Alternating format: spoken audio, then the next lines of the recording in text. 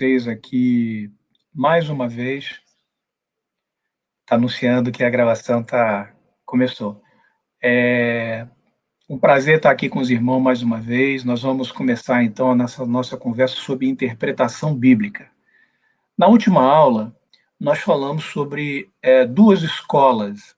A primeira escola de interpretação, e demos bastante ênfase a ela, a escola de interpretação de Alexandria, conhecida como a escola de interpretação alegórica. Eles usavam alegorias para fazer isso.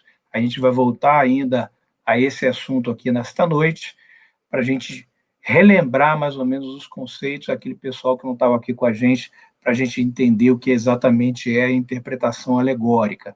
Mas o fato é que esse tipo de interpretação, ela dominou os primeiros séculos da era cristã, e foi muito importante para o cristianismo. Por quê? Porque no início do cristianismo, né, lá 100, 120 depois de Cristo, né, quando os apóstolos já haviam morrido, e a gente inicia o que a gente chama de período dos pais da igreja, né, a gente começa a ter estilos de pregação, estilos de apresentação da palavra de Deus e estilos de interpretação da palavra de Deus.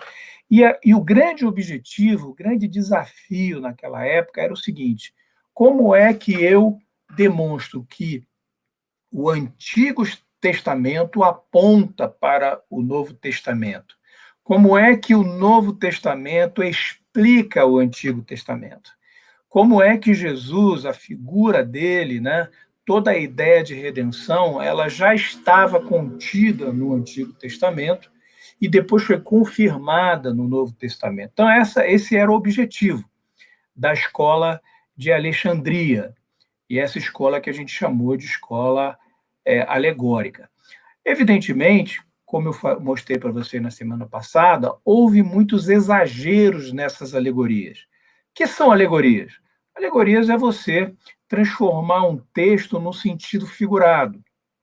É achar que há algo além do que está escrito e tentar trazer essa compreensão baseada na ideia da revelação de Cristo no Novo Testamento e da redenção. Nós vamos dar exemplo disso daqui a pouco, mas aí eu queria introduzir agora a escola de interpretação de Antioquia, que é uma escola de interpretação baseada na gramática, baseada no conteúdo, o contexto aonde o autor estava e na análise histórica. Essa escola, irmãos, ela tem alguns pressupostos muito importantes. Primeiro, qual era a intenção do autor ao escrever o texto? É uma pergunta que essa escola se fazia. Qual é o contexto em que estava inserido? O contexto cultural, histórico, né? Porque esse contexto ele pode explicar a intenção do autor ao escrever aquele texto. Terceiro ponto, muito importante, como aquelas pessoas que viviam naquele contexto histórico e cultural, ao ouvir aquilo que o autor escreveu ou que ele pronunciou, né, o que é que essas pessoas entenderiam? Isso também é muito importante e está ligado à questão aí do contexto cultural e histórico. Uma das coisas importantes dessa escola, que ela é uma escola em oposição à escola alegórica, né, é que ela sempre vai preferir, ela sempre vai dar mais atenção à questão do sentido literal do texto, aquilo efetivamente que está escrito, né? E isso é importante, porque nós sabemos que cada texto tem apenas um significado, baseado nessa ideia, mas ele pode ter várias aplicações. né? Então, essa escola, ela foge totalmente da ideia de alegorizar. E a gente vai dar o exemplo aqui da alegoria para isso ficar bem vívido na nossa mente. Eles tentam olhar o texto que está escrito, tentar descobrir qual é a intenção do autor, e a intenção do autor está escondida no contexto, né? Ela pode ser revelada pelo contexto, contexto histórico e cultural daquela época. E também tenta fazer uma inferência sobre, bem, dado o contexto que é observado naquele momento, como é que as pessoas que estavam ali receberam essa mensagem, né? Isso é muito importante, porque vai dar toda a noção do que essa escola chamada Escola de Interpretação de Antioquia, ela nos traz. Agora vamos voltar lá para a escola alegórica para a gente ver o exemplo e firmar bem o conceito para fazer uma oposição, né? Pegar essa escola de interpretação que a gente vai ver hoje e poder fazer uma comparação. Uma pessoa chamada Orígenes, né, muito famoso, um dos pais da igreja, como eu falei para vocês, o grande desafio dos pais da igreja era poder pegar todos os textos e encontrar a história da redenção. E eles faziam isso, irmãos, com muito amor. Essa que era a ideia. Então, eles pegavam, por exemplo, textos bíblicos e tentavam ali descobrir o que estava por trás deles, sempre olhando a questão da redenção. Então, vamos pegar um texto aqui muito conhecido, que a gente não precisa ler, que é a parábola do bom samaritano, né? Então, com base nessa parábola, o que ela conta? Ela conta que uma pessoa, que era um samaritano, ele desce para a estrada que liga Samaria a Jerusalém, e encontra alguém, e esse é um judeu. Esse judeu tinha sido encontrado antes por salteadores, apanhou, né? Levou uma verdadeira surra, deixaram ele quase morto. Esse samaritano encontra esse judeu na beira da estrada depois que duas pessoas passaram. Tá? Um sacerdote e um levita, que passaram e fingiram que não viram. Né? Ele encontra esse judeu, cuida das feridas dele, coloca ele sobre a montaria, sobre o jumento que ele tinha, leva ele até uma estalagem. Nessa estalagem, ele deixa dinheiro e pede ao dono da estalagem que ele cuide dele até voltar. E Jesus para aí, e ele é provocado porque alguém, né, ali na multidão pergunta para ele, querendo testar, bem, quem é meu próximo? E aí Jesus apresenta essa parábola. Bem, o que Orígenes fez? Prestem atenção na alegoria. Orígenes identifica esse homem judeu como, que estava caído à beira da estrada, como um homem perdido. Orígenes também vai identificar os salteadores como o pecado, que ataca o homem e deixa ele praticamente na beira da estrada à morte. O levita e o sacerdote são o quê? Manifestação da lei, porque os irmãos sabem que a lei sozinha não salva. Então, Orígenes identificou o levita e o sacerdote que passam ao largo, que não dão atenção, como a lei que é incapaz de salvar alguém, né? Agora, o samaritano, ele pega aquele judeu ferido, levanta ele. É assim que a parábola narra. E ele identifica esse levantar e colocar sobre a montaria como um novo nascimento em Cristo. Esse bom samaritano, ele derrama azeite sobre as feridas do judeu. Então, esse bom samaritano é Jesus, fazendo com que alguém, né, tenha um novo nascimento, esse alguém nesse novo nascimento tem as suas feridas curadas pelo azeite, que é o sangue de Cristo. E aí ele é colocado sobre uma montaria, sobre um jumento. Orígenes, ele identifica esse jumento, essa montaria, como sendo o evangelista, aquele que vai até a pessoa, aquele que prega a mensagem, né? Ele leva ele até uma estalagem. Orígenes identifica essa estalagem como sendo a igreja. Ele identifica o dono da estalagem como sendo o pastor da igreja. E ele dá duas moedas, que Orígenes diz que é o batismo e a ceia, que serão usadas para quê? Para sustentar aquele indivíduo na igreja, né? Com essas duas moedas, ou seja, com o batismo e a comunhão da ceia, Orígenes, então, identifica a mensagem que aquele samaritano dá ao dono da estalagem, dizendo: olha, cuida dele até que eu volte. Vocês lembram lá na narrativa da ceia, né? Jesus fala: olha, lembrem-se de mim e façam esse memorial, comemorem a minha morte e a minha ressurreição até que eu volte.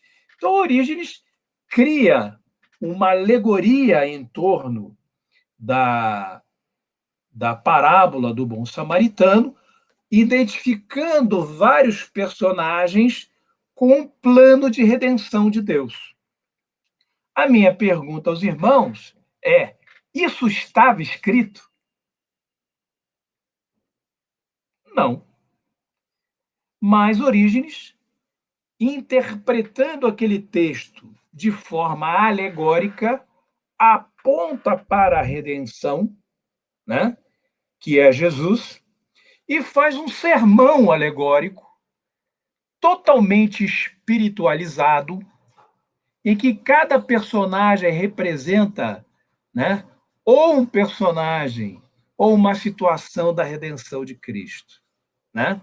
Mas a pergunta é: quando Jesus estava contando essa história, era isso que Jesus queria falar? Porque eu falei aqui que a interpretação gramatical, contextual, né, e histórica, ela se preocupa em observar qual é a intenção do autor ao contar a história ou fazer o registro.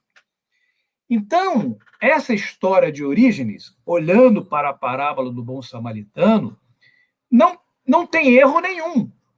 No entanto, não é isso que Jesus quer falar. E aqui eu abro a oportunidade para os irmãos discordarem de mim ou não. Então a minha pergunta vem: era isso que Jesus queria contar? Toda essa história do bom samaritano? Com a palavra, os irmãos aqui, fiquem à vontade. De novo, olha, não existe erro nenhum nisso. Eu só estou contando aqui como a escola de interpretação alegórica trazia isso. E estou fazendo uma oposição ao modelo que a gente está conversando hoje, que é a interpretação gramatical contextual histórica. Então a pergunta é: era intenção de Jesus contar essa história do jeito que Orígenes colocou ou não? Com a palavra, os irmãos, à vontade.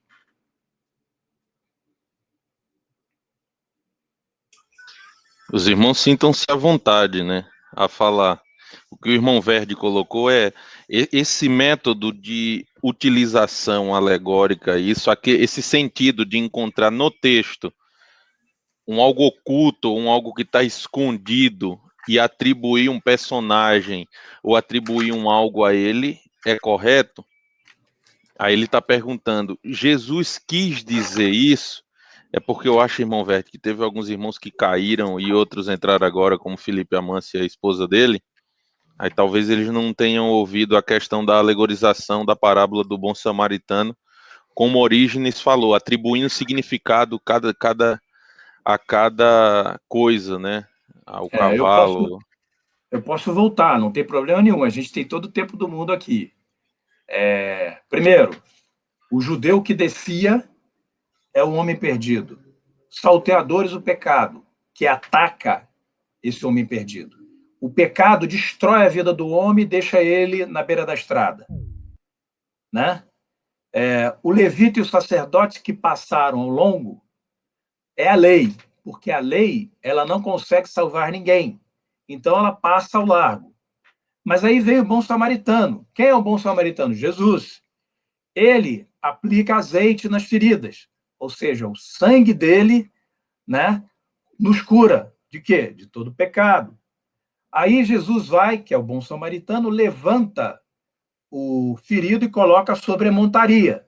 Esse levantar, Orígenes identifica como sendo a nova vida ou o novo nascimento em Cristo. Né?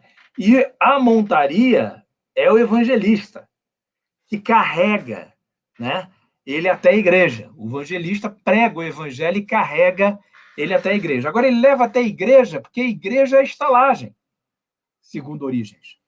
E o dono da estalagem é o pastor, a quem o bom samaritano pede para que cuide e dá 2 moedas. Essas 2 moedas, segundo Orígenes, significam o batismo e a ceia do Senhor. E aí o bom samaritano lança uma frase que é muito interessante, que é, olha, cuidem dele, usem aqui esse recurso e cuidem dele até que eu volte, que é a mesma frase que Jesus usou lá quando ele ministra a ceia e fala, olha, fazer isso em memória de mim até que eu volte. Não é? Então, como o Chicão colocou, existe aqui, para aquela escola alegórica, um sentido que está além do texto. Né?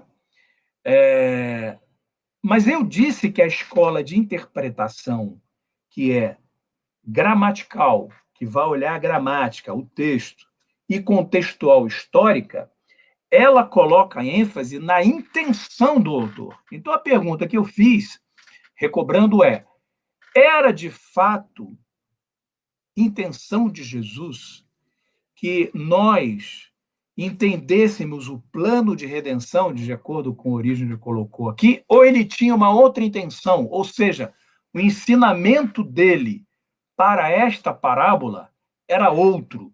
Então, a pergunta que eu abri aqui com os irmãos era outro, irmãos? Era essa a intenção de Jesus? Jesus tinha uma outra intenção ao contar a parábola do bom samaritano? Então, me ajudem aqui. Qual era essa intenção, segundo os irmãos? Foi essa a pergunta que eu fiz. Eu vou ler o texto, irmão Verde, para os irmãos captarem. Se os irmãos estiverem com a Bíblia, Lucas capítulo 10, versículo de 25 a 37. Para os irmãos entenderem o que o irmão Verde está perguntando. Ele está perguntando se na leitura do texto nós conseguimos enxergar todos esses elementos que o Orígenes utilizou para alegorizar a parábola. O 25 diz, e eis que se levantou um certo doutor da lei, tentando e dizendo, mestre, que farei para herdar a vida eterna?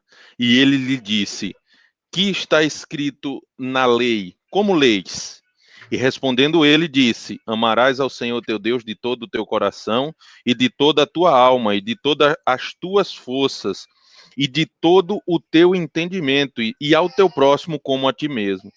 E disse-lhe, respondestes bem, faze isso e viverás.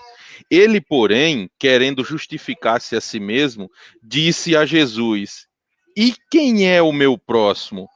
E respondendo Jesus disse, descia um homem de Jerusalém para Jericó e caiu nas mãos dos salteadores, os quais os despojaram e espancando se retiraram, deixando meio morto.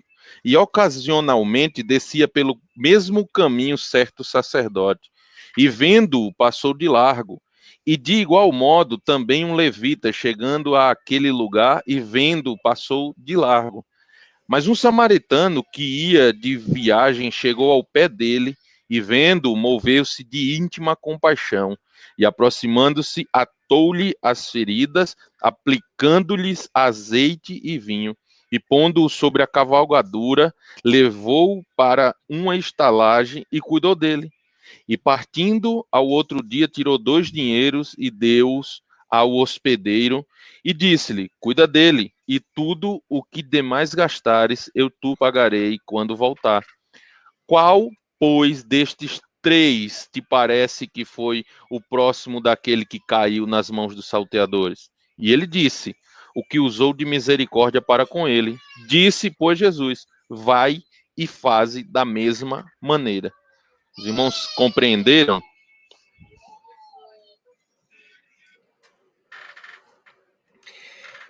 Qual é, então, a intenção de Jesus?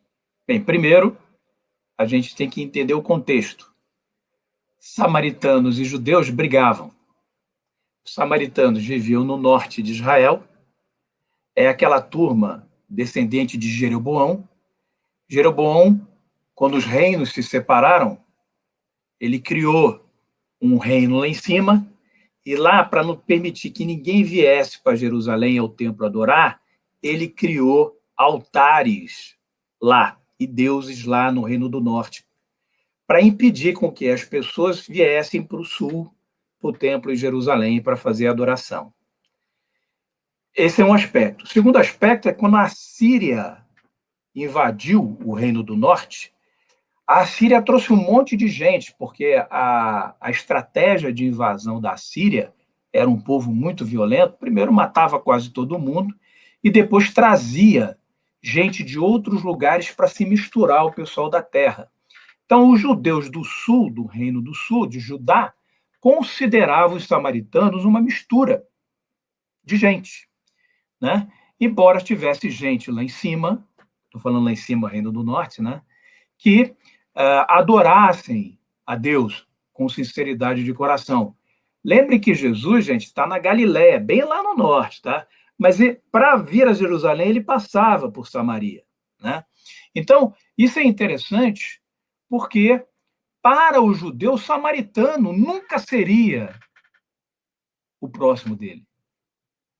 E aí Jesus vai, porque alguém pergunta quem é o meu próximo, e traz uma parábola para balançar a estrutura do judeu.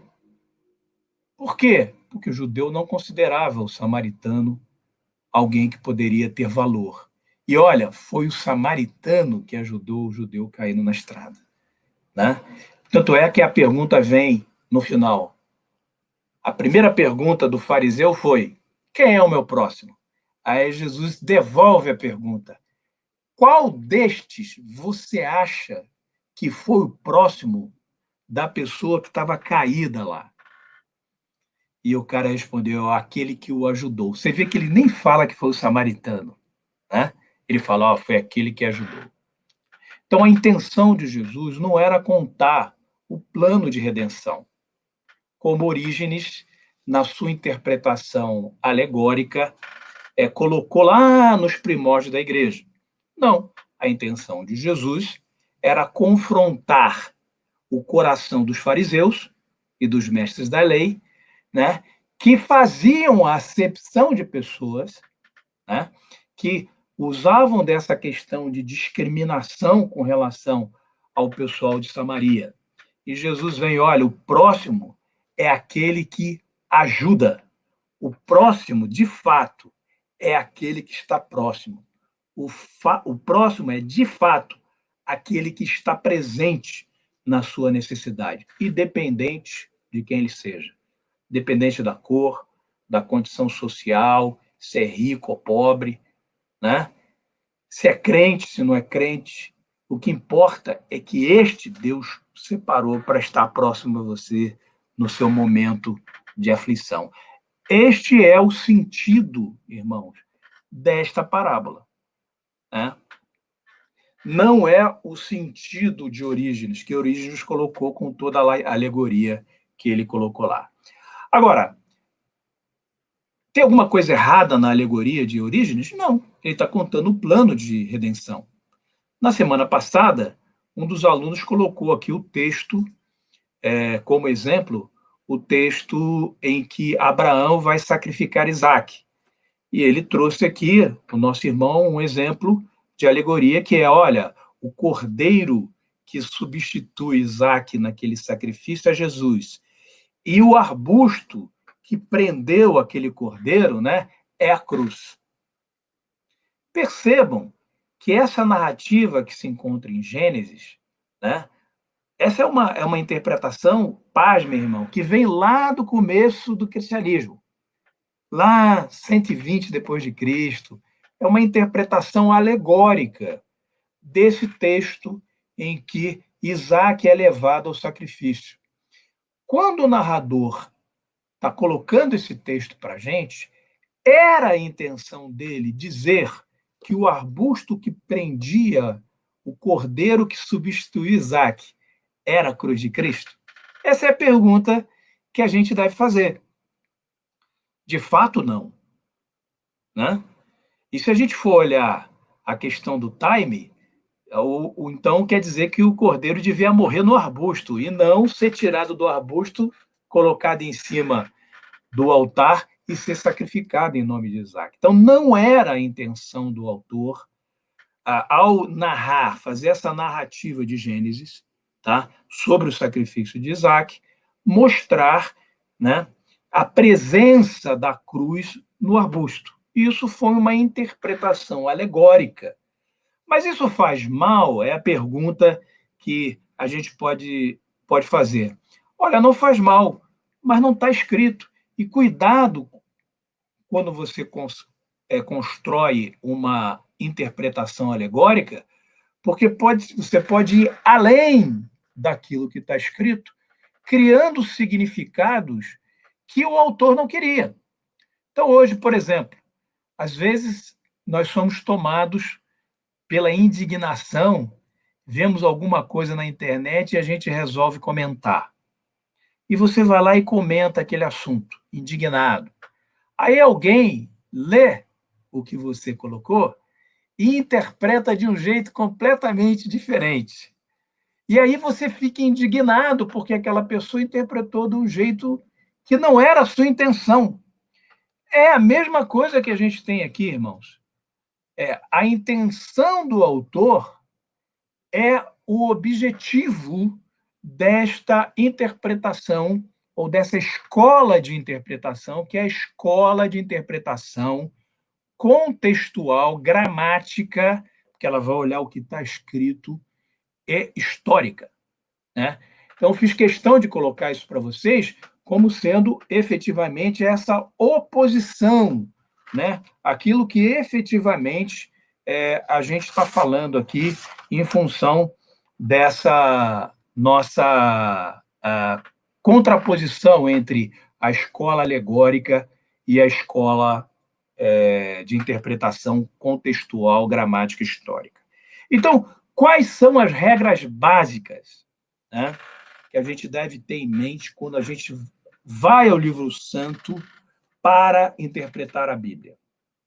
Primeiro, a mensagem central da Bíblia é a revelação de Deus sobre ele mesmo, mas na pessoa de Jesus. Isso é importante. Então, quando a mensagem central.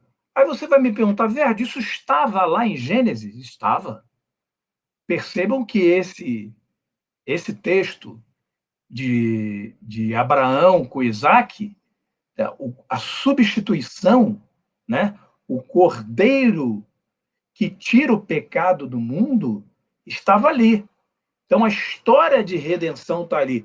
Ela não está ali em todos os seus detalhes, mas a história estava ali, teologicamente falando. Então, irmãos, a mensagem central da cruz a mensagem central da palavra de Deus é sempre essa. É a revelação de Deus em Jesus e seu sacrifício. É a história da redenção. Segundo aspecto, a Bíblia é a melhor intérprete de si mesma. Então, a Bíblia interpreta a própria Bíblia. Isso é importante, tá? A gente tem que ter isso como ponto fundamental. Terceiro, o Antigo Testamento é interpretado pelo Novo. Ou seja, o Antigo Testamento aponta para o Novo, assim como o Novo aponta para o Antigo, tá? É exatamente isso que Orígenes está tentando fazer. Ele está tentando encontrar a história da redenção em tudo, né? É exatamente o que ele está tentando fazer, através de tipos e personagens, tentando identificar isso, histórias do Novo Testamento que apontam para o Antigo Testamento e vice-versa, tá? Como a gente viu aí do Bom Samaritano. E, por último, o texto quer dizer o que o autor quis dizer. A gente não pode tentar inventar isso. E isso é uma tendência nossa, porque a gente tenta espiritualizar o texto. E eu vou dizer isso para vocês, porque eu disse na aula passada, isso é uma verdade. Isso é uma tendência, irmãos, grega. Isso tem a ver com o pensamento grego? Tem a ver com os mitos gregos. Tá? E o nosso pensamento ocidental, platônico, né, que vem lá de Platão, ele tem a ver com isso.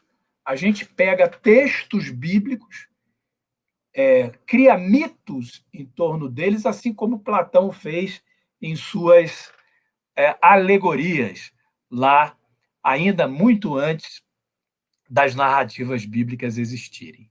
Né? Então, isso é importante, irmãos, para a gente entender, tá, que a gente sofre influência da filosofia que está aqui no nosso mundo. Aqueles pais da igreja, Orígenes é um grande exemplo, e grande servo de Deus, tá? Não é por isso que ele vai arder no inferno.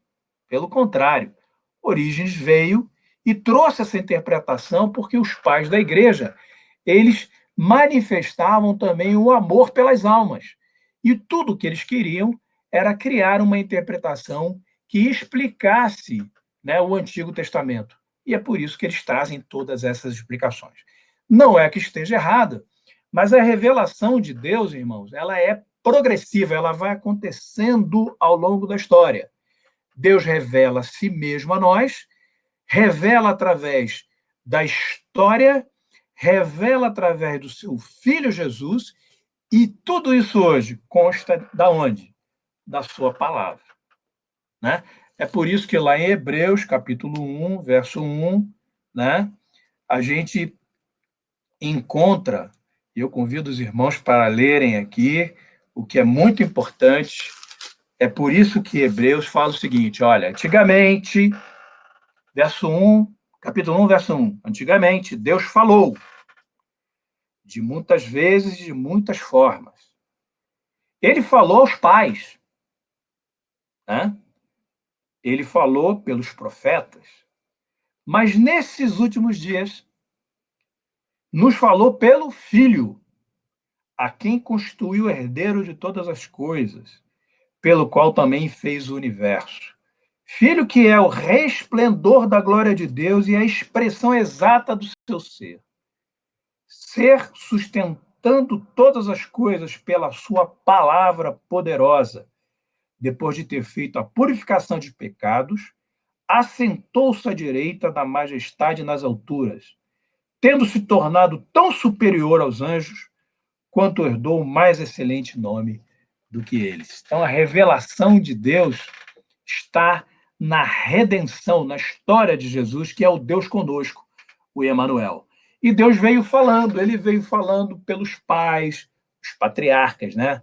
Falou por Abraão, falou por Isaac, falou por Jacó, e vem falando pelos pais, falou pelos profetas, e Deus vem falando pelo seu filho, e essa história se encontra aqui, razão do nosso estudo, razão da gente dar tanta importância à questão da interpretação bíblica como a gente está fazendo aqui.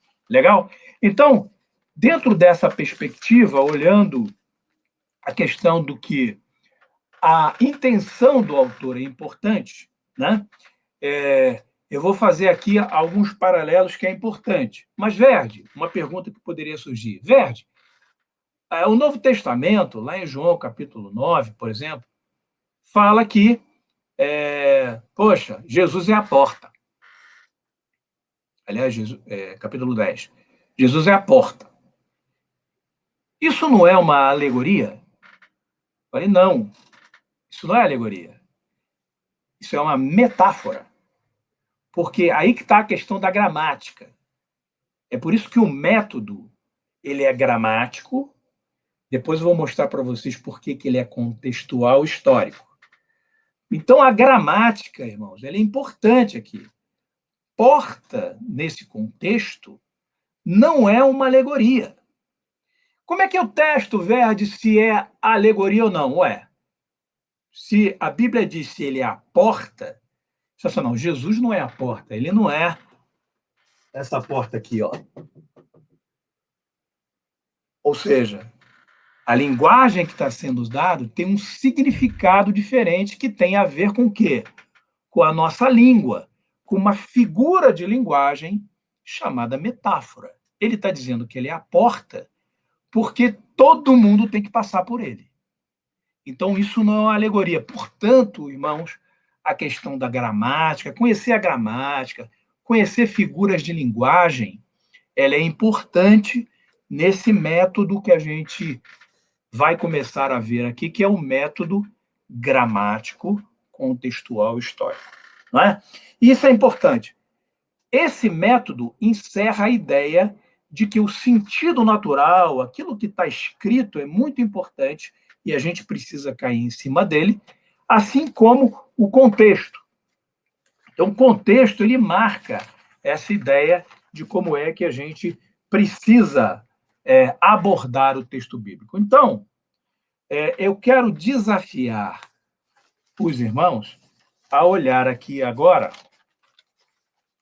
um texto na palavra de Deus, em Colossenses, capítulo 1, verso 13. Só para a gente entender exatamente o que a gente está falando aqui. Tá? Alguém escreveu alguma coisa no chat aqui? Deixa eu dar uma olhadinha.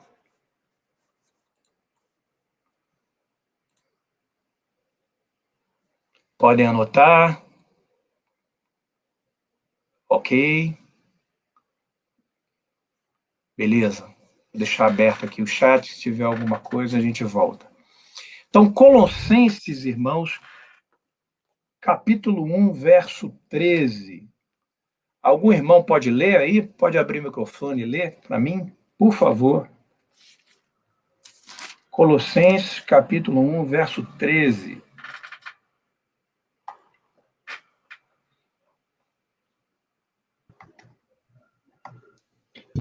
Eu já li uma parte, eu vou deixar com os irmãos aí. Pode ler, Maria. Capítulo 1, versículo 13. Exatamente, irmã.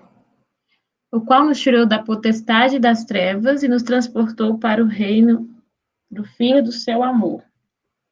Peraí, irmão, acho que tem alguma coisa errada. Tá certo, né? Tá certo, é isso mesmo. Pode repetir?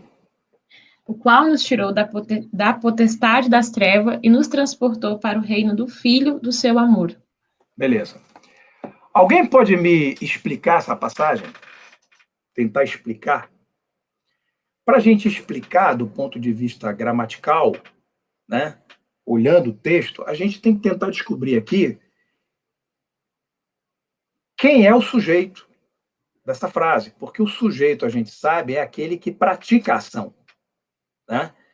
Então, numa linguagem mais contemporânea, esse versículo diz assim: ele nos libertou, potestades, poder das trevas, né? Ele nos libertou do poder das trevas e nos transportou para o reino do Filho do seu amor. Beleza? Tranquilo com essa versão mais contemporânea? Tranquilo, né? A minha pergunta é: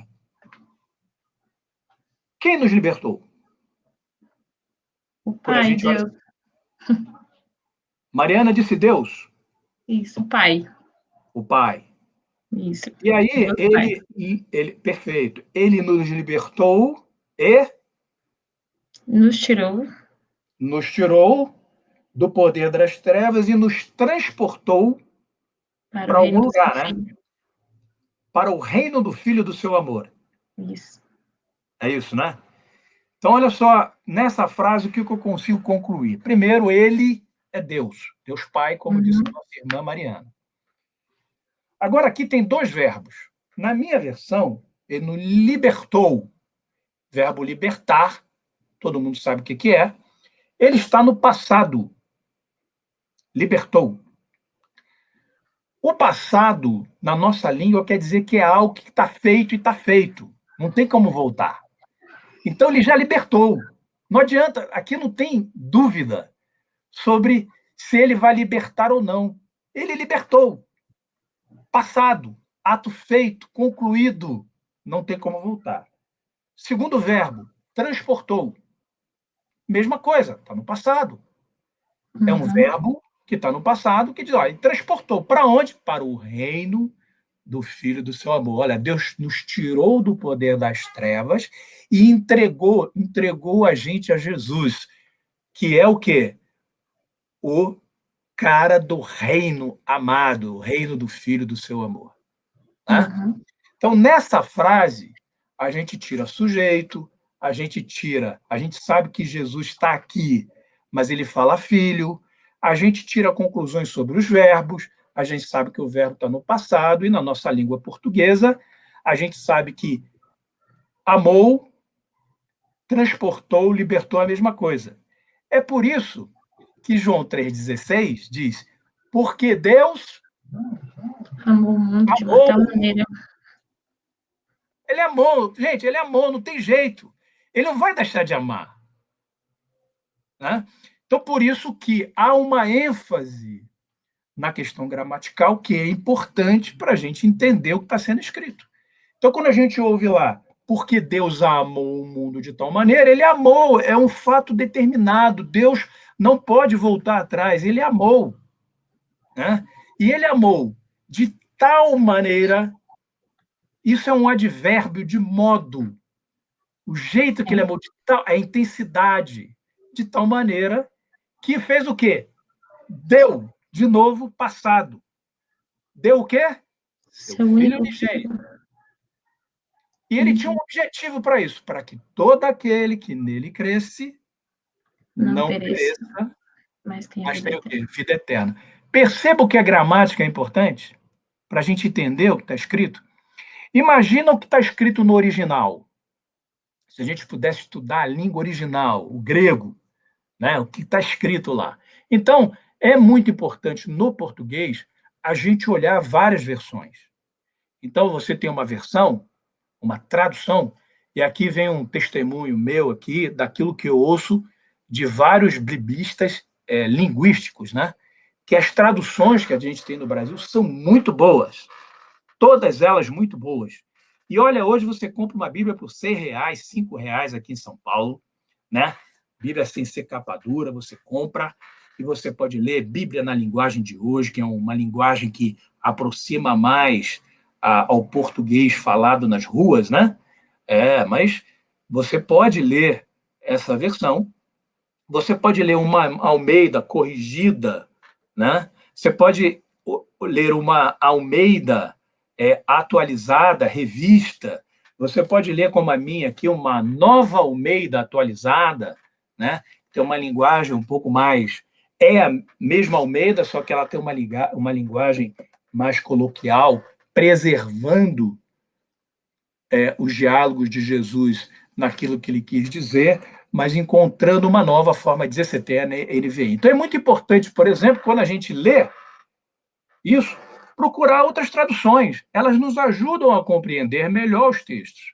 Tá? E não é vergonha nenhuma a gente procurar outras traduções, porque a nossa língua é difícil. Porque quando foi traduzida por João Ferreira de Almeida,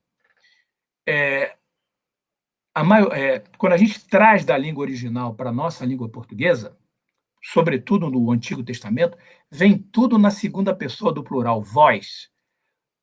Vós recebestes. É por isso que as versões nossas, a maioria vem com vós, as mais antigas. Né? Vós recebestes, vós fizestes, vós crestes, né? Que não é uma linguagem que a gente usa na rua. Né? É uma linguagem mais rebuscada. Mas por quê? Porque no original está na segunda pessoa do plural. É por isso que as traduções melhoraram não perderam o seu sentido. Então, tem traduções muito boas, a NVI uma excelente, as Almeidas todas são excelentes, né? E a gente deve, sim, quando for nos aproximar do texto bíblico, usar das nossas traduções, porque todas elas são muito boas, para a gente tentar entender do ponto de vista da nossa língua que está escrito, mas nos aproximamos com esse entendimento. Beleza?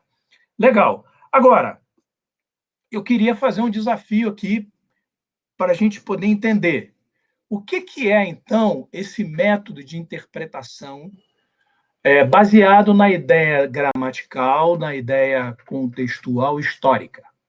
Então, eu vou lançar aqui um desafio para vocês, chamando os irmãos para abrirem as suas Bíblias, lá em Lucas, capítulo 15, um texto muito conhecido, né? Um texto conhecidíssimo, que é o texto aí da parábola do filho pródigo.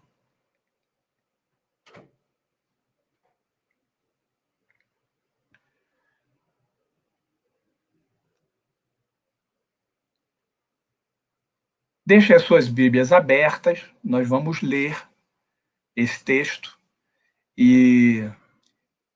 Mas antes de ler esse texto, nós precisamos fazer um exercício de contextualização dele. Isso é importante, porque faz parte do método.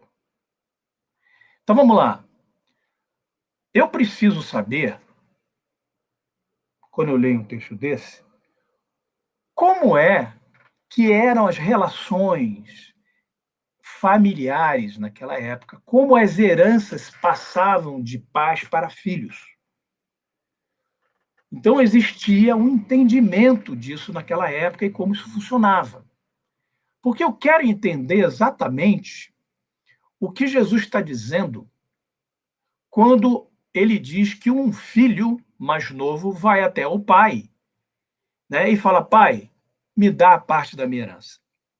Eu preciso entender como é que as pessoas naquela época entenderiam isso. Por quê? Porque isso é um contexto da época. Eu não sei hoje. Hoje existe lei, que são as nossas leis baseadas no direito romano. Mas naquela época havia o quê? Usos e costumes daquela época com relação a isso. Então, a gente tem que se transportar. E os livros, irmãos, ajudam a gente, né? E aí que está a riqueza da palavra de Deus, porque durante muitos anos, pelo menos 3.500 anos, as pessoas estão lendo a Bíblia. Então, tem muita gente que já pesquisou sobre isso, já viu sobre isso. E, olha, existe uma expressão que a gente usa em teologia, que hoje nós estamos lendo a Bíblia apoiado nos ombros de todas essas pessoas que, ao longo dos séculos, leram a Bíblia, estudaram e puderam trazer até nós esse conhecimento. Então, isso é muito importante. Tá? Então, quando eu falo, eu preciso conhecer o contexto, é porque existem livros que contam qual é o contexto, né, desta situação. Então, qual é o contexto? Irmãos, naquela época as pessoas não viviam em cidade. Aqui Jesus não fala que era uma cidade. Então, como ele não fala que é uma cidade, era um contexto de quê? De uma aldeia, de uma comunidade de pessoas, geralmente parentes. Eram pessoas que eram aparentados, né? Naquela época, a cultura era uma cultura nômade. As pessoas ficavam no lugar, estabelecidas, né? E também migravam dentro da sua própria propriedade, aqueles que tinham, para viver em lugares diferentes, porque lugares podiam esgotar os seus recursos, então o cara mudava. Ó, essa aqui é minha terra, eu estou aqui na frente desse ribeiro, mas ó, houve uma seca, esse ribeiro secou, eu vou me deslocar para outro ribeiro. Então, o contexto aqui é de uma sociedade que vive numa aldeia em que a maioria das pessoas se conhecem, porque são parentes, são todos parentes entre si. Tá? Bem, outra questão importante aqui, porque fala de 2 filhos. e fala que um é mais velho e que o outro é mais novo. Os irmãos sabem que o irmão mais velho naquela cultura, o que ele tinha em relação ao mais novo? Primeiro, direitos maiores. Concordam? Segundo, ele tinha honra maior. E ele tinha uma certa, né, uma certa influência sobre o irmão mais novo. Ele tinha autoridade. O irmão mais velho tinha autoridade. Lembra-se de Judá, irmão de José? Né? Lembra-se dele? Pois é. Tem Rúben, depois Judá. Quem é que fica no lugar de Benjamim? Lá na terra, lá no Egito. É o irmão mais velho. Porque ele toma o lugar. Ele tem autoridade sobre o irmão mais novo. Tá? Isso é uma coisa que é preciso entender, que é dada nesse contexto.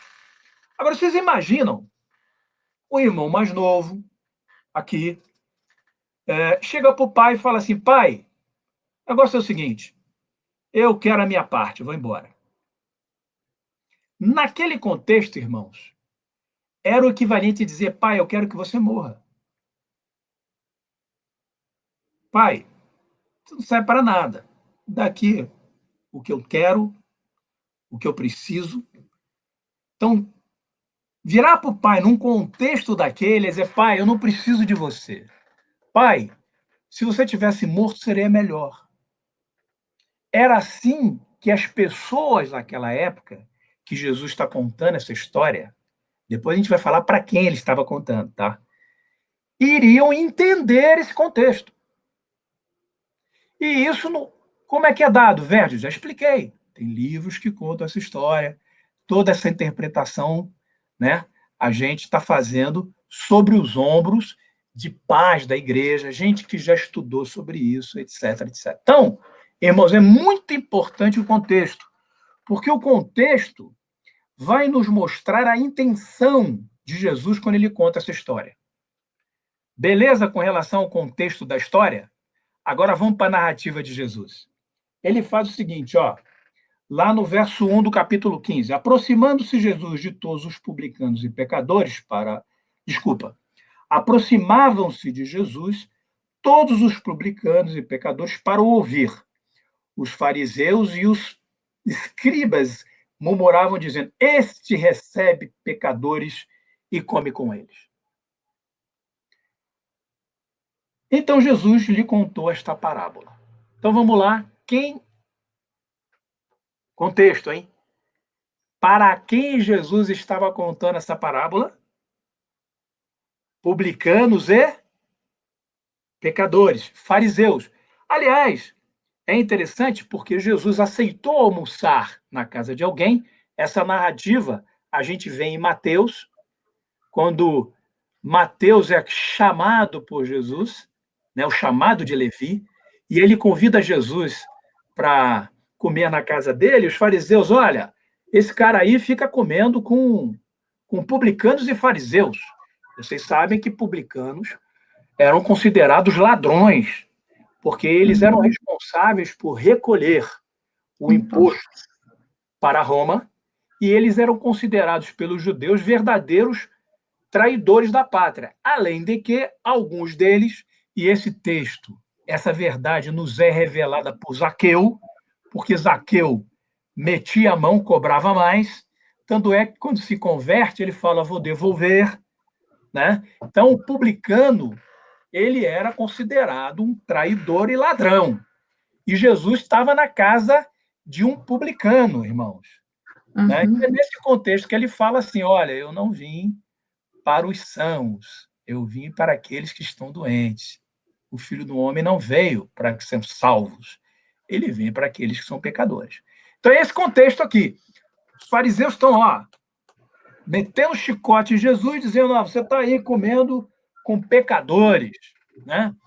Aí Jesus resolve contar uma história, cujo contexto é aquele que eu falei para vocês, da aldeia, né, do filho mais velho, né, do filho mais novo. E aí começa a história aqui.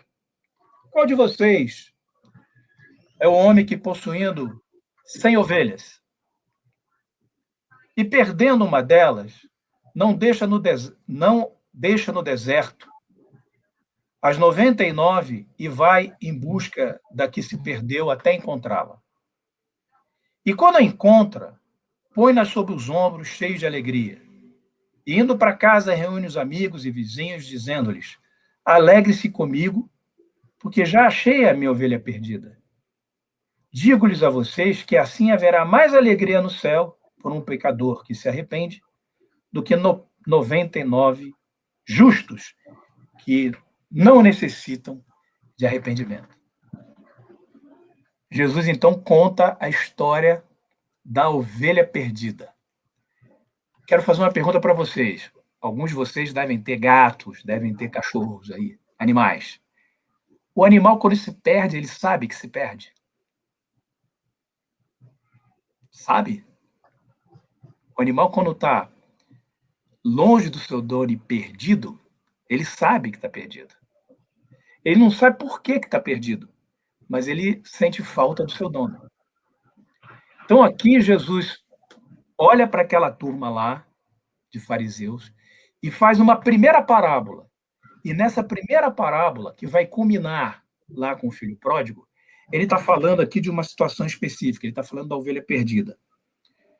A ovelha sabe que está perdida. Ela sabe que está no deserto. E ela está no deserto perdida onde? Fora de casa. Está fora do seu ambiente. Essa daí sabe que está fora do seu ambiente. Aí o pastor vai lá, abandona, né, deixa as 99 e vai atrás de uma. E faz festa porque encontrou uma. Então, esta ovelha que sabe que está perdida e que não está na casa dela, né, o pastor vai atrás e traz ela fazendo uma festa, dizendo que, olha, a gente tem que comemorar, porque eu estou trazendo esta ovelha aqui e ela estava perdida. Aí, prestem atenção que quando termina esse texto, no verso 8, tem uma palavrinha aí. Qual é esta palavra que está na versão de vocês? Começa o verso 8 com ela. Ou. Isso. Ou quer dizer, irmã, continuidade. Está continuando a história. Perceberam como é que a gramática é importante? Então, ele primeiro apresenta uma parábola, né? E essa parábola, no entendimento é isso, é alguém que se perdeu, está fora de casa e o pastor vai lá e traz. Agora ele vai contar, ou ele continua a história não parou. Ou aí ele vai contar a segunda parábola. As dracmas perdidas. Pode ler para a gente, irmã? Posso. Ou qual a mulher que, tendo 10 dracmas, se perder uma dracma, não acende a candeia e varre a casa e busca com diligência até a achar. E achando-a, convoca as amigas e vizinhas, dizendo: alegrai-vos comigo, porque já achei a dracma perdida. Assim vos digo que há alegria diante dos anjos de Deus por um pecador que se arrepende. Muito bom. Irmãos, olha que interessante. Primeiro é a parábola da ovelha perdida. Ela está perdida fora de casa, o pastor vai lá e traz ela de volta. Ela está perdida no deserto. Ela sabe que está perdida, mas ela está no deserto. Jesus vai lá buscá-la, né? E faz festa. Aqui, a dracma estava onde, irmão? Dentro de casa. Dentro de casa. Ele está contando essa parábola para que público? Os fariseus, doutores da lei, não é verdade? Então, olha, turminha aí, vocês que estão dentro de casa, vocês podem se perder dentro de casa. Então, ele conta essa segunda parábola, né, para aquele que está perdido dentro. E pior, a moeda, a dracma, sabe que está perdida? Ela é inanimada. Ela é inanimada, ela não sabe. Então, o cara está perdido dentro de casa e nem sabe que está perdido dentro de casa.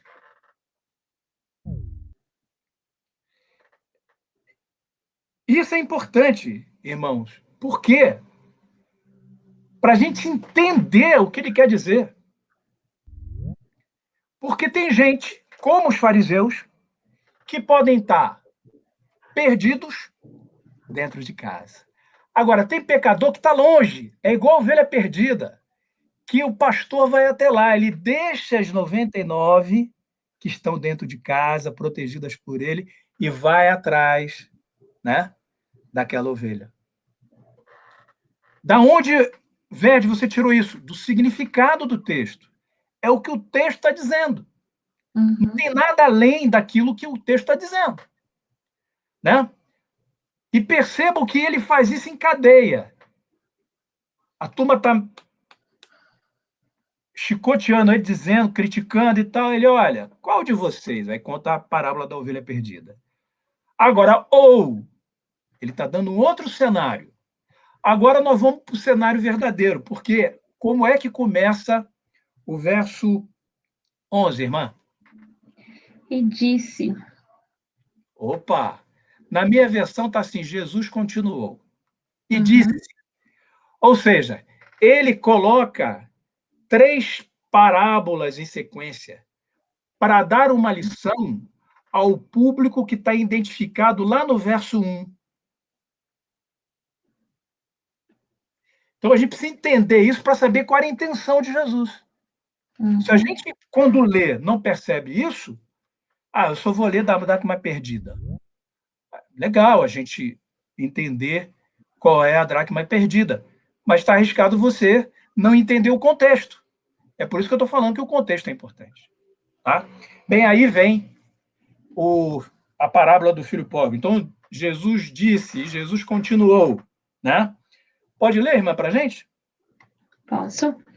E disse um certo homem, tinha 2 filhos, e o mais moço deles disse ao pai, Pai, dai-me a parte da fazenda que me pertence, e ele repartiu por eles a fazenda. E poucos dias depois, o filho mais novo, ajuntando tudo, partiu para uma terra longínqua, e ali desperdiçou a sua fazenda, vivendo dissolutamente. E havendo ele gastado tudo, houve naquela terra uma grande fome e começou a padecer as necessidades. E chegou-se a um dos cidadãos daquela terra, o qual o mandou para os seus campos a apacentar porcos. E desejando encher o seu estômago com as bolotas que os porcos comiam, e ninguém lhe dava nada.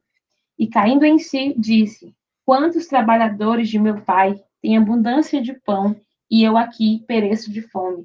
Levantar-me-ei e irei ter com meu pai, e dir-lhe-ei: Pai, pequei contra o céu e perante ti. Já não sou digno de ser chamado teu filho. Faz-me como um dos teus trabalhadores. E levantando-se, foi para o seu pai. E quando ainda estava longe, viu o seu pai e se moveu de íntima compaixão. E correndo, lançou-se-lhe aos pescoço e o beijou. E o filho lhe disse: Pai, pequei contra o céu e perante ti, e não sou digno de ser chamado teu filho. Mas o pai disse aos seus servos: Trazei depressa a melhor roupa, vesti-lo e ponde-lhe um anel na mão e sandálias nos pés. E trazei o bezerro cevado, matai-o e comamos e alegramo-nos, porque este meu filho estava morto e reviveu. Tinha-se perdido e foi achado. E começaram a alegrar-se. E o seu filho mais velho estava no campo, e quando veio e chegou perto de casa, ouviu a música e as danças. E chamando um dos servos, perguntou-lhe que era aquilo. E ele lhe disse: Veio teu irmão, e teu pai matou o bezerro cevado, porque o recebeu são e salvo. Mas ele se indignou e não queria entrar. E saindo o pai, estava com ele. Mas respondendo ele, disse ao pai: Eis que te sirvo há tantos anos, sem nunca transgredir o teu mandamento, e nunca me destes um cabrito para alegar-me com os meus amigos. Vindo, porém, este teu filho, que desperdiçou a tua fazenda com as meretrizes, mataste-lhes o bezerro cevado. E ele lhe disse: Filho, tu sempre estás comigo, e todas as minhas coisas são tuas. Mas era justo alegrarmos-nos e regozijarmos, porque este teu irmão estava morto e reviveu, tinha se perdido e foi achado. Obrigado, irmã. Que coisa linda. Essa parábola é extraordinária, né? Eu quero chamar a atenção de vocês, de novo, para a ideia do contexto. Então, aquelas pessoas, depois de ouvir a parábola da ovelha perdida e da dracma, ouvem a parábola do filho pródigo. E aí eles têm em mente aquele contexto. Pô, peraí, o filho mais novo está pedindo a herança ao pai, então quer dizer, pai, eu não preciso de você, não quero saber de você, é como se você tivesse morto. Era assim que naquele ambiente de aldeia, naquela época, né, em que todo mundo era aparentado, esse tipo de pedido do filho mais novo ia acontecer. Quero também dizer para vocês que o irmão mais velho, né, prestem atenção, o irmão mais velho disse que ele tinha honra acima do irmão mais novo. Ele era responsável por irmão mais novo. Mas vocês percebem alguma coisa? Que o irmão mais velho entra na história quando o irmão mais novo pede herança? Não, né? Ele só vai aparecer no final, não é verdade? Uhum. Agora, prestem atenção aqui, logo no verso 11, o pedido do garoto. Pai, quero que o senhor me dê a parte dos bens que me cabe. E o pai repartiu os bens entre eles. O mais velho ganhou a parte dele, irmãos.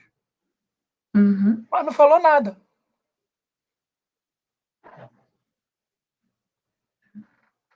Essa história, irmãos, ela é interessantíssima, porque ela vai misturar a primeira com a segunda. Ele está falando de alguém que estava em casa, decidiu ir embora, né?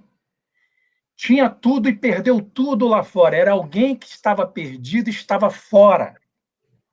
E aí ele cai em si e fala assim: poxa, eu vou voltar para casa dos meus pais, porque se eu virar pelo menos um trabalhador simples dele, eu vou ter o que comer, vou ter uma sandália para vestir, vou ter uma caminha para dormir.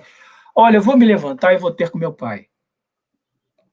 Então, esse filho estava perdido, estava fora e voltou. O segundo estava perdido também, só que estava dentro de casa. Uhum. Estava tão perdido contra o outro, só que era um hipócrita, porque ele recebeu a metade da herança dele. Era um hipócrita porque não falou nada. Isso é interessante para a gente entender, irmãos, por quê? Porque vem do texto. A gente não precisou inventar. Está no texto. É exatamente o que está. A gente usou as conjunções, né? Ou, que emenda a história, Jesus disse, e Jesus disse, que é, ou Jesus continuou, né? Olhamos as três parábolas em perspectiva, porque ele estava falando a quem? Aquele grupo inicial, publicanos, fariseus, que estavam criticando porque ele estava almoçando numa mesa com pecadores. Aí ele diz: eu vim para que o texto de Mateus, não aqui, eu vim para aqueles que estão perdidos. Eu não vim para aqueles que estão salvos. E dá um recado, ó, você que está perdido e está longe, você é importante para Deus. É o caso da ovelha perdida. Você que está perdido dentro de casa, você também é importante. Tá? Agora, eu quero dizer a vocês que tem gente que está perdida fora e está perdido dentro. Ainda é hipócrita, porque não se alegra com a volta daquele que está perdido.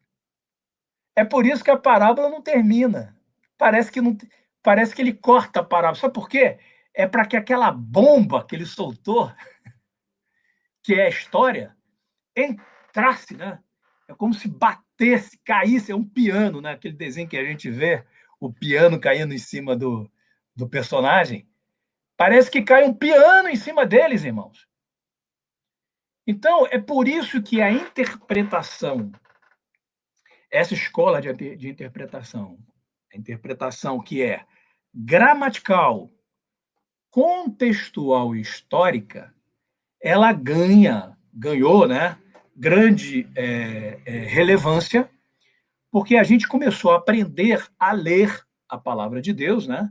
A gente começou a entender, a gente teve acesso a livros de história antigos que contam exatamente como era o ambiente daquela época. E aqui, qual era a intenção de Jesus? A gente conseguiu captar. Qual era a intenção dele? Era mostrar para aquela turma que não estava lá sentado com pecadores naquele jantar, que ele estava, olha, eu vim para salvar quem está fora, eu vim para salvar o que está dentro. Mas eu quero dizer que tem gente que está dentro e vai lá fora e desperdiça tudo e volta, e eu vou aceitar. E olha, eu quero dizer que tem gente dentro que não vai entender quando eu fizer isso. É isso que esse trecho lindo de Lucas, capítulo 15, do verso 1 até o verso 31, quer nos ensinar, diante, né, utilizando-se dessa metodologia de abordagem da interpretação bíblica, que é o método gramático contextual e histórico. Todo mundo entendeu? Alguém quer comentar? Fique à vontade, irmão. Já falei muito, já tomei água. Fiquem à vontade, não tem problema nenhum. Os irmãos podem abrir o microfone e comentar. Pode dizer, olha, eu nunca tinha visto, pô, não tinha prestado atenção, que legal. Não tem problema nenhum. Olha, eu já tinha visto.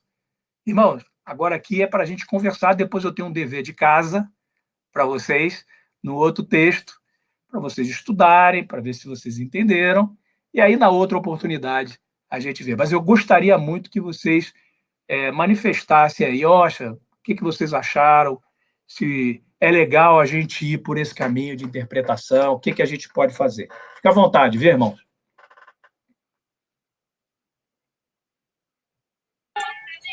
Sintam-se à vontade, irmão. Não tem certo e errado, não. Nós estamos aprendendo e nos comunicando aqui para construirmos juntos, viu? Pode sentir-se à vontade. Faz sentido para os irmãos? Os irmãos já tinham ouvido algo assim? Já ouviram essa interpretação alegórica nas pregações ou escolas dominicais da vida? Já ouviram a literal? Pode expor, irmãos. Fiquem à vontade.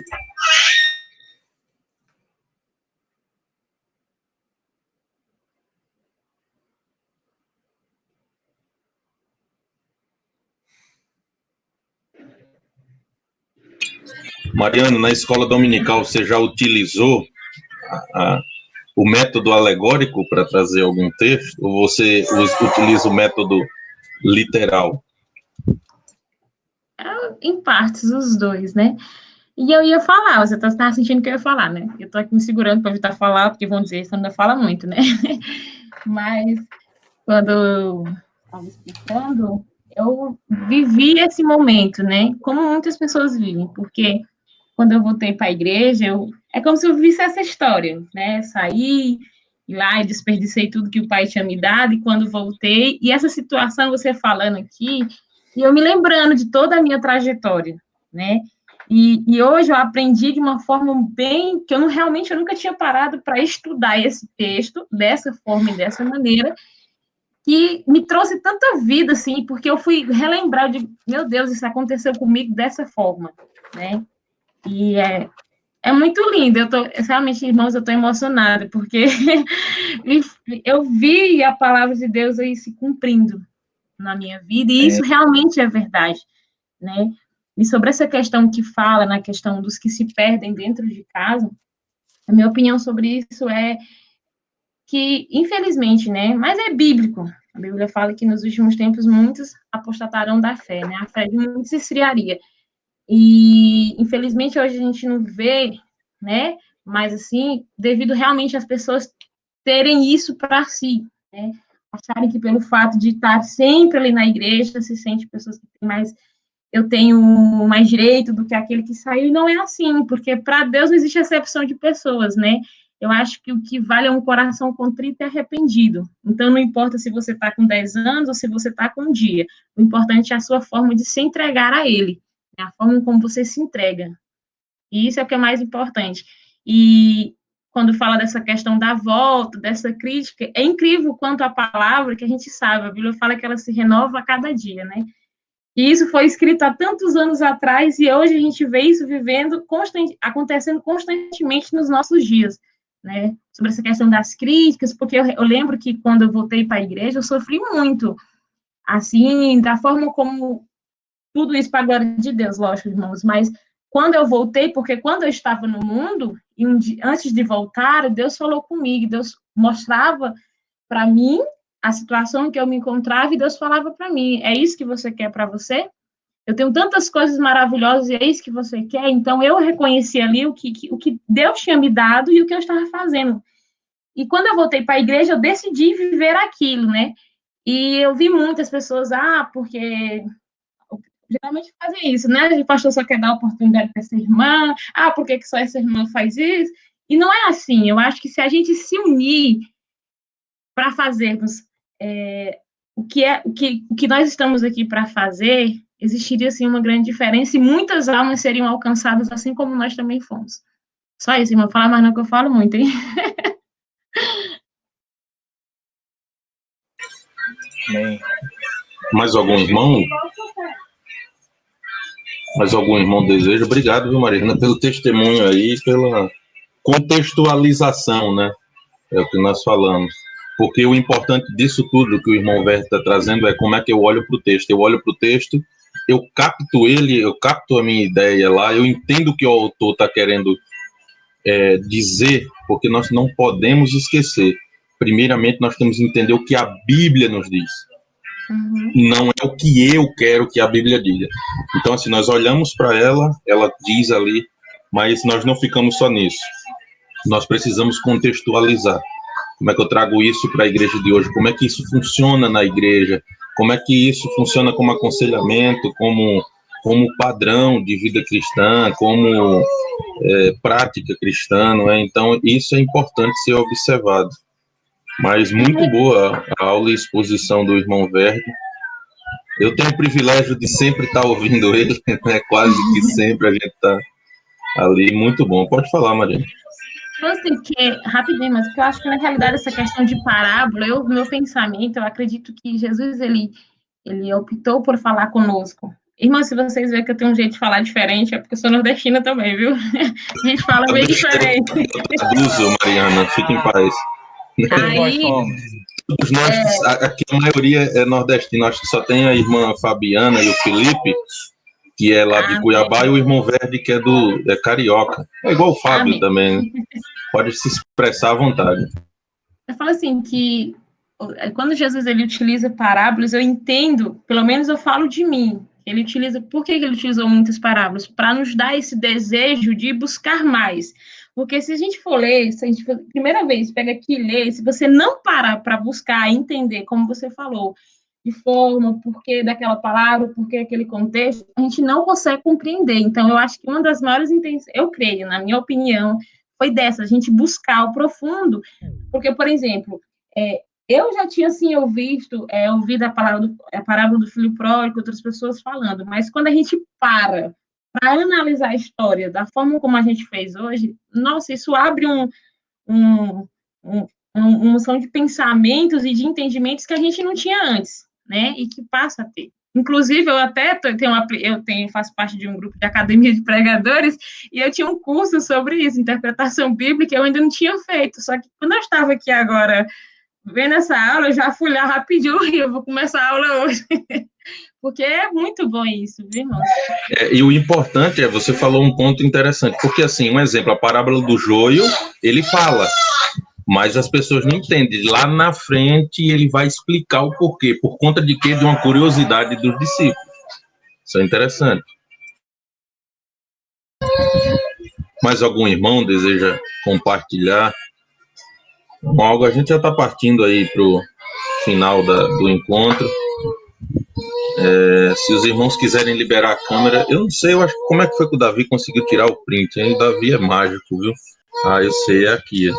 Se os irmãos puderem ou não. Irmão, é muita coisa aí para expor, ficou com certa ideia. Oi, Felipe. É muita beleza para se expor, então eu fico com... Não, tranquilo, sinta-se à vontade. Eu só vou tirar um print para deixar os irmãos lá com a inveja santa. Então, vamos contribuir. Espera aí. Nada de camisa de Corinthians, tá? Opa, é a segunda pele. Não sei se está vendo. Maravilha, muito bom. Espera aí. Só um momento. Deixa eu só pegar aqui. Sobre a questão do filho pródigo, a gente já tinha ouvido uma mensagem onde o pastor mesmo, ele... que o texto, a mensagem, é muito lógico, né? Não que se perde, mas às vezes estão dentro do... É o que chama muita atenção para a questão do... Às vezes que eles estão próximos, mas às vezes estão distantes, né? Mas são os desafios, né? Às vezes a gente não tem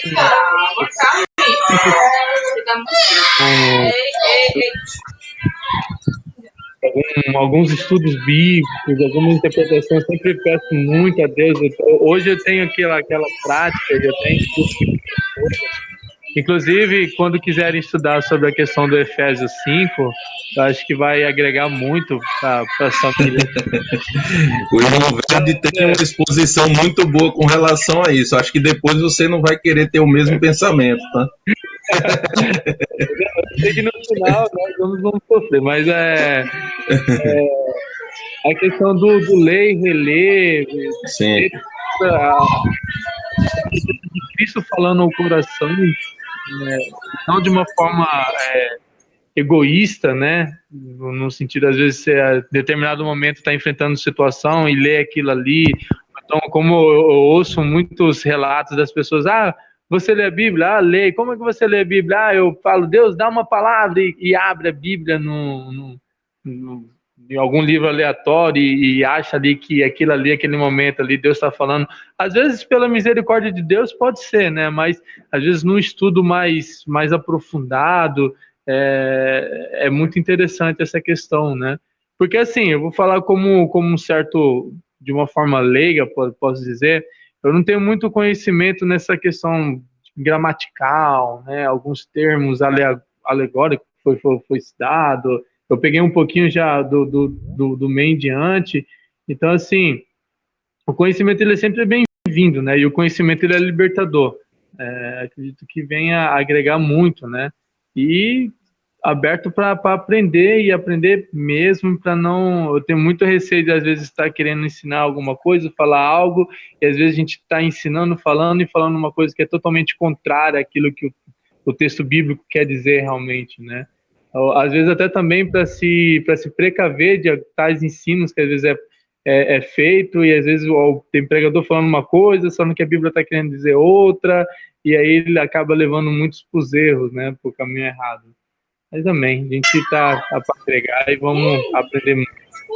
É isso aí, Felipe Amâncio. É exatamente a nossa intenção aqui. Não é esgotar o assunto, mas é pelo menos despertar o interesse nos irmãos e despertar a questão dos irmãos. Agora, quando eu olho para o texto bíblico, eu já não olho da mesma forma. Para quem ele está falando isso? Aonde é que ele está? Quem é que está falando, né? Qual o objetivo? Será que ele está querendo dizer isso mesmo? O irmão Verde, ele abordou primeiro capítulo 1 de Colossenses, versos 13, mas ele está falando primeiro, ele vos libertou. Ele está apontando o dedo para alguém, e esse alguém é o povo de Colossos. Entendeu? Então, primeiro ele fala lá, depois ele fala aqui. Então, essa questão da contextualização é muito importante por isso, né? Mas, no demais, eu agradeço aos irmãos a participação. Irmão Verde, tem mais alguma consideração, irmão Verde? O dever de casa. Não, querido, tem o dever de casa, né? O dever de casa é o seguinte, olha só. Sermão do Monte, Mateus 5.